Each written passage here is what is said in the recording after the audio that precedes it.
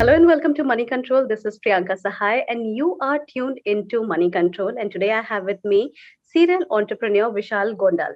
Hi, Vishal. Thank you so much for taking time out. Thank you for having me on the show, Priyanka. That's absolutely a pleasure, Vishal. And for the audience, let me tell them that Vishal is known for many things under the sun. He sold off his first venture, India Games, to Walt Disney way back, I think like almost a decade back. And thereafter, he set up his next venture, which was in the health and fitness space called Goki. He's now, working on this new venture, new startup which is actually in the gaming space. It's an action game startup called Forgy. However, today, interestingly, we are not going to talk about his entrepreneurship journey, but rather a very curious case of legal notices being sent to him soon after he wrote an article talking about the ill effects of online rummy in India. Now, so far as we speak, Vishal has received almost say like 10, 11 notices. And this is coming from across the country, which raises the curiosity to a totally different level altogether.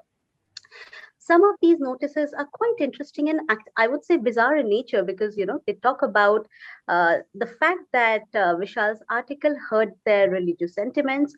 Some say that they lost potential investors given the fact that this article came out in the public domain.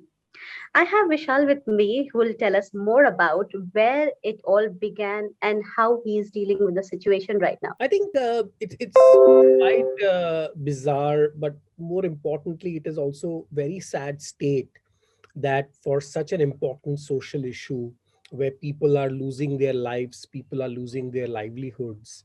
Uh, I started an article talking about the policies, the pros and cons, and given my own background in gaming, I started as a computer games programmer when I was 16 years old. So I talked about that what could these online games actually do. And just to kind of clarify, I was not just talking about online rummy or any particular game. I was talking about this new word which has been coined in India called real money gaming, where the concept is that you can put money in and somehow Make money make, out of it. money out of it. This is the concept of real money gaming as it is put, which is by the way called gambling or betting or wagering outside India in most other territories. So I wrote an article and I talked about the law, I talked about the policies, and I talked about the pros and cons, and I talked about certain direction which the government should take. So it was certainly not trying to paint something one or the other. And surprisingly, the response which we got, or which was, and that too a little delayed, about a month later.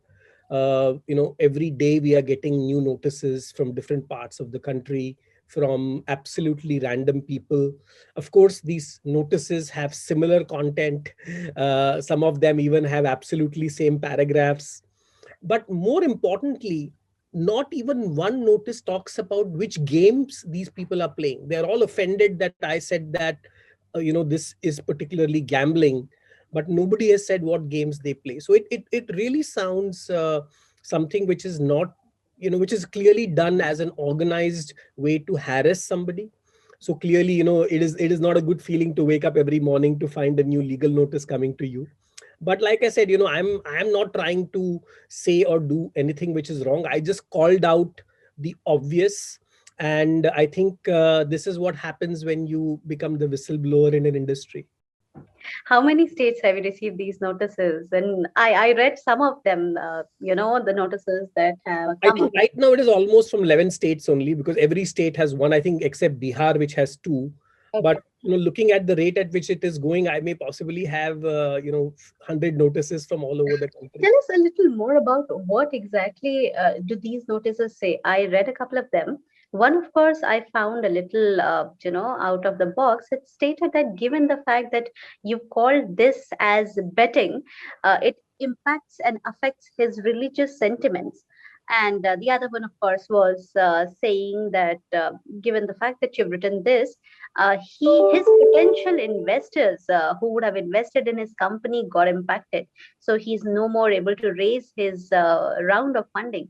What exactly are these notices saying? Tell us a bit more about that. So, So I would say these notices are an attempt to, by whoever is doing this, is clearly an attempt to intimidate me, to get me embroiled in multiple cases across the country. I mean, that's clearly the objective, and they're completely outlandish in terms of what they're trying to say.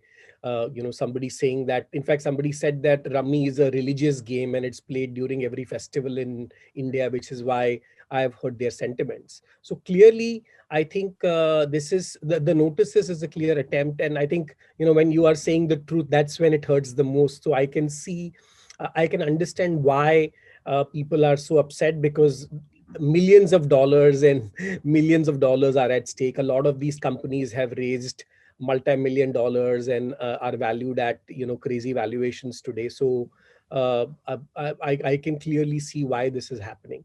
But again, like I said, my objective was not this. I just wrote a innocent article talking about, and that too on a website which is about policy. I didn't go and write it on Times of India or Money Control. I was talking about the policy and how the government should view this, because somebody who's been in the gaming industry for 25 years, I think I know a little bit more about gaming. And what has happened is that there is a huge effort to confuse the judiciary, to confuse the media, to confuse everybody on what is skill gaming, what is this, what is that, what is esports. So what is happening is that a lot of people are made confused, and they're talking of Rummy being a skill game and this is not a skill and all of that. And what my whole point was, that you can't compare a game of Rummy or any game being played offline between two people together on in a room where I'm playing with my friend, versus something which is online, where the online websites can have bots, they can have algorithms, they can have all kinds of things happening to make sure that you only win X amount or you lose Y amount. Which is Okay. why, by the way, I did a simple Google search, and anybody over here can just search suicides India and write the word Rummy or real money gaming or any of this. And I was able to find 19 online, and these are all resulting amounts of 20 lakhs, 30 lakhs, 40 lakhs. So only God knows how many people have lost their lives, and how many people have lost all their life savings in playing these games. Absolutely. I mean, that's quite a sensitive matter, Vishal. But on the same lines, tell me what prompted you to write this article in the first place? There was this authored article that you wrote, you tweeted about it, and thereafter this whole episode started. So, where was the trigger point? Why did you go ahead writing this article? I think the trigger point happened in December, when I saw a representation by real money gaming companies to the sports ministry to be recognized as esports. And that was Okay. really the height of my patience, that, you can't have gambling as a sport in any country. And right now, and I'm thankful to the honorable sports minister, who was very clear in differentiating this. In fact, he gave an answer in the parliament also, where he said, no, esports is different and what's happening in these games are different. So I think that is what triggered, because there is, at one attempt, we are trying to differentiate between gambling and gaming, and we are Right. saying that these are two different things, and the government can decide to regulate it, decide to monitor it, decide to not have it, because many states have decided to ban these games. So again, it's a decision of the state, and as adults, people can consume alcohol, people can consume cigarettes, but people should know that this is something which has these repercussions, and people can make those decisions. Right now, an attempt is being made to say that, oh, these are just innocent computer games, just like you're playing Mario or you're playing Clash of Clans or Right, right. Angry But Birds. in your submission, these are games that are addictive. These are games that involves you to spend your money, and there is a huge risk of players losing that money. And given that it's addictive, it just adds on. Not just my submission, ASCII, the Advertising Standards of India, has now mandated all these games to add this disclaimer in their ads, that these games are addictive and can cause financial loss.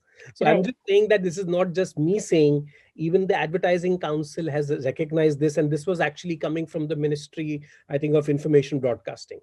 Okay. Just to act as a devil's advocate here, Vishal. we've seen that a lot of gaming apps that are currently in India, and some of them are actually well funded ones, which have received investments from marquee investors such as Tiger Global and all. A lot of these apps, when they publish their ads either on television or paper, they do have this disclaimer as well, stating that this is an addictive gaming app in nature, so you have to follow your own discretion. So what do you have to say to that? I mean, they also are running, but there's So just a difference in the nature. this happened after the ASCII regulation came in. They were not Right. doing this before. So this Okay. started happening a few months back when the new regulation came in force. They were not But doing. as far as addiction is concerned, this is also addictive, and the ones that you are mentioning is also addictive. So what is the difference there? I think the difference is the involvement of money and you losing your life saving. I mean, you Right. could be playing a game of Sudoku or Right. any other game. I'm sure at some point of time you played solitaire on your PC, but that didn't involve you spending 50 lakhs and 30 lakhs and 40 lakhs wagering and betting.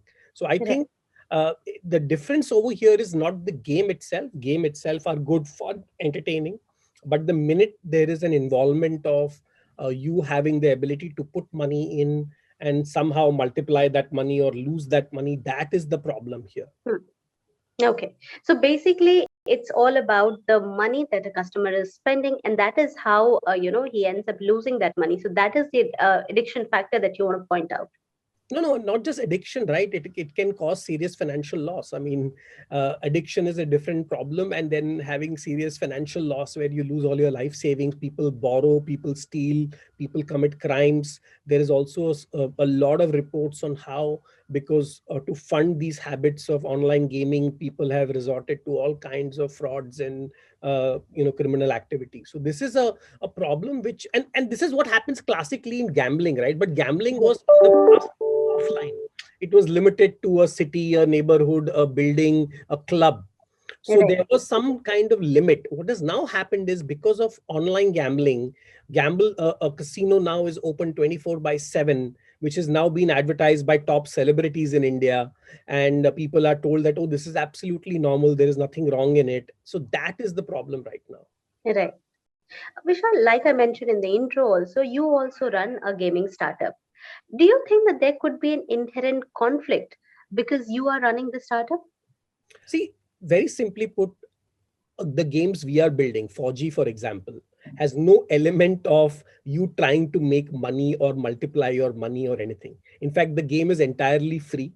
You play the game, and then the way we make money is by what is called in-app purchases. So you can buy a gun, a sword, a new costume within the game. Our game doesn't allow you to take that money out and multiply that money. So this is Right. for a pure entertainment purpose itself. And just to kind of highlight, there was this one of the notices talked about that 4G having violence, etc. So the good news is Yeah, yeah. that, There was some mention that it has bloodbath and it's gory in nature. So that's what it is. Will be great if you could explain that. Yeah. so the good news is that just like television and movies, there is a rating for games. Okay. So our game has been rated 16 plus by Google.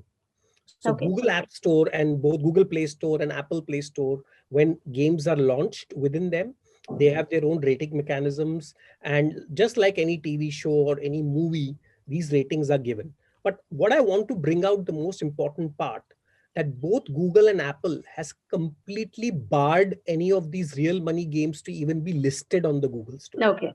So the bottom line is that while a game like 4G or even PUBG or Clash Royale or any of these games are operating within the Google Play Store, they operate within a framework where there is ratings and people can complain. There is a whole system within these app stores if there is Right. any abuse which can be done. And while all the other real money games are not even available on the store. So the problem Right. is that anybody APK through which they are able to log in. What all are the Exactly. methodology? So that's the problem, right? Even a kid can get access to these games because they are Right. available on the open internet, while on the Google Play Store, there is age restriction. So if your age is less, you can't even download these games, for example. Right. And that's all regulated by Google. And Right. secondly, right, with 4G, for example, the game is set around Indian Army. There are Mhm. many, many movies around Indian Army. There was the movie called Surgical Strike Uri. So we are not trying to do anything which has not been done in Bollywood or in television. Right. We're trying to tell a story of what happened with Indian soldiers in the Galwan Valley. So it is in no way hurting anybody's sentiments or trying to promote any kind of violence. Do you have any idea who these people are? What is their origin? Any inclination where this is coming from? I The mean, notices. of course, my guess is as good as yours, but clearly this is an effort by, some very, very powerful lobbies or people or companies.